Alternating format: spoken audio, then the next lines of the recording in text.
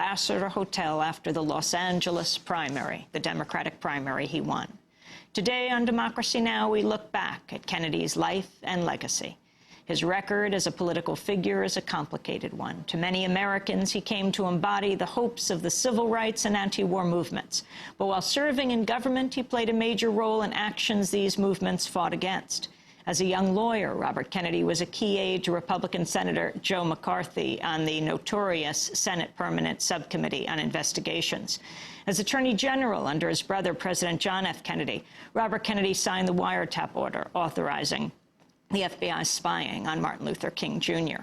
On foreign policy, Robert Kennedy played a key role in U.S. efforts to overthrow Cuban President Fidel Castro and was part of the inner circle of advisors that backed President Kennedy's escalation of the bombing and destruction of Vietnam.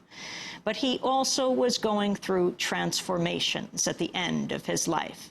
Today, we'll look at those last months, but we begin with excerpts of the documentary RFK Must Die, The Assassination of Bobby Kennedy, directed by Shane O'Sullivan and produced by E2 Films.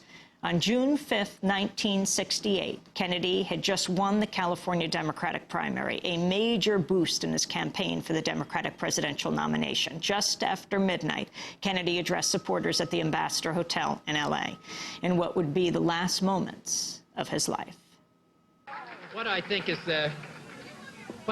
quite clear is that we can work together in the last analysis, and that what has been going on within the United States over the period of the last 3 years, the divisions, the violence, the disenchantment with our society, the divisions, whether it's between blacks and whites, between the poor and the more affluent, or between age groups, or in the war in Vietnam, that we can start to work together. We are a great country, and a selfish country, and a compassionate country. And I intend to make that my basis for running and over the period of the next year. Mayor Yorty has just sent me a message that we've been here too long already. So my thanks to all of you, and now it's on to Chicago, and let's win there. Thank you. Moments later, he was assassinated.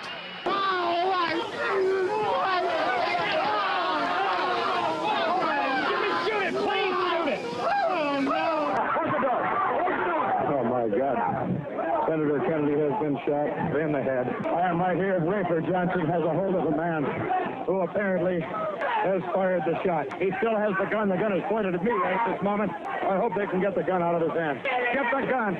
Get the gun. His hand is frozen. Get his thumb. Get his thumb. Take a hold of his thumb and break it if you have to. Get his thumb. Okay, now hold on to the guy. Hold on to him. Hold on to him, ladies and gentlemen. They have the gun away from the man.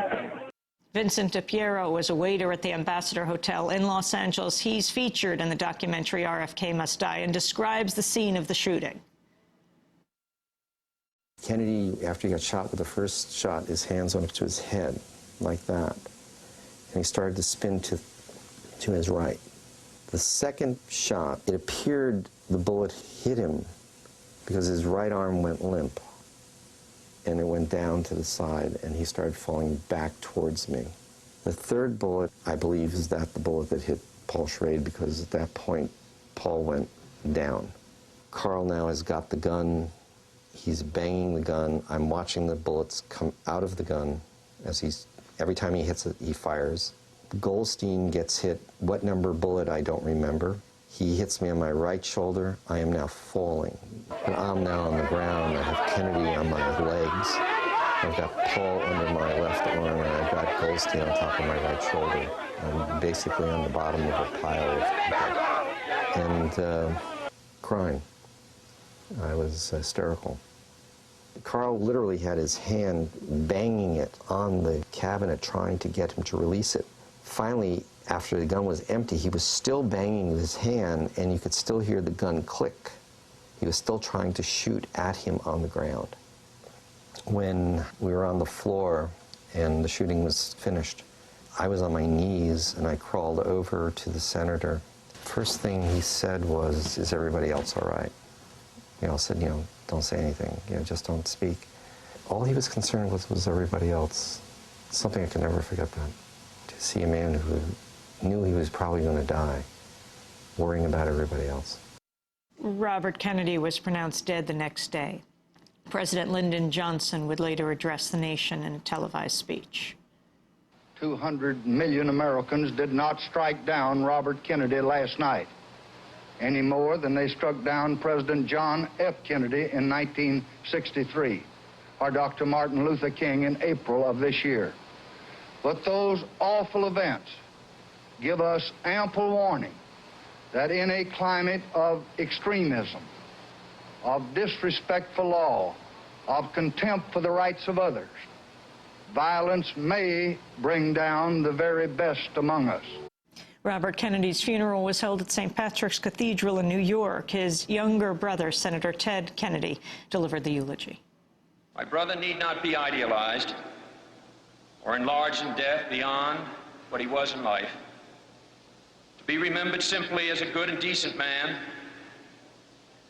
who saw wrong and tried to right it, saw suffering and tried to heal it, saw war and tried to stop it.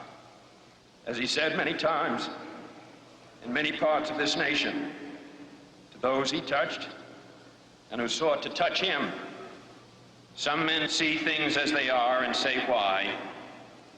I dream things that never were and say why not.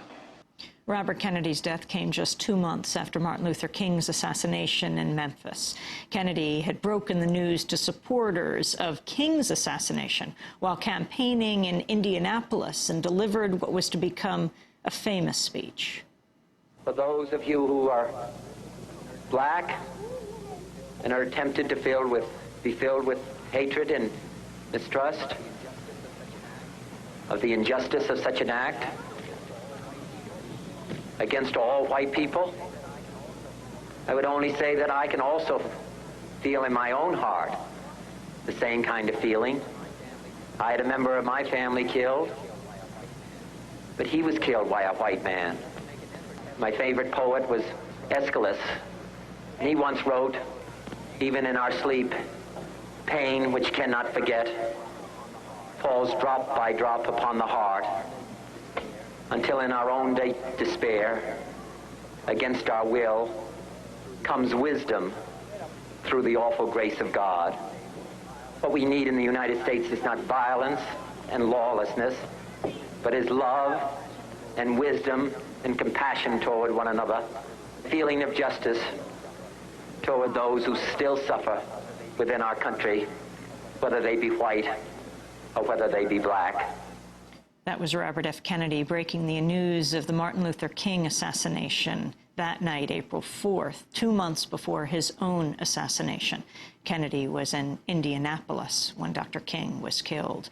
Kennedy's entry into the Democratic race was steeped in controversy. He was challenging his brother, John F. Kennedy's Vice President, Lyndon Johnson, who'd become president following Kennedy's assassination. Kennedy only entered the race after anti-war Senator Eugene McCarthy nearly defeated Johnson in the New Hampshire primary. Faced with a narrow victory and Kennedy's entry, Johnson would drop out of the race just weeks later. This excerpt of the film RFK Must Die features a Kennedy campaign ad and clips from the campaign trail. Tomorrow's citizen needs people. People who know how to plan for his future. He needs them in the right places. Now. People like Robert Kennedy. One thing is clear in this year of 1968. I believe in this country as I've traveled across, and that is that the American people want no more Vietnams. In August in Chicago, the Democratic Party will nominate its candidate for President of the United States. There are two roads to that nomination. One is to seek commitments through discussions with political leaders. The other is to go to the people. I think this is a great country, and I think we've accomplished... Get it here.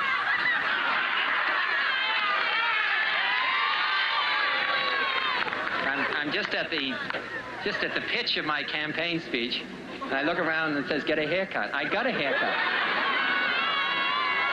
No matter what happens, I get a very tough road ahead. America was a great force in the world with immense prestige long before we became a great military power. The real constructive force in this world comes not from bombs but from the imaginative ideas, the warm sympathies, and the generous spirit of a people. I shall not seek,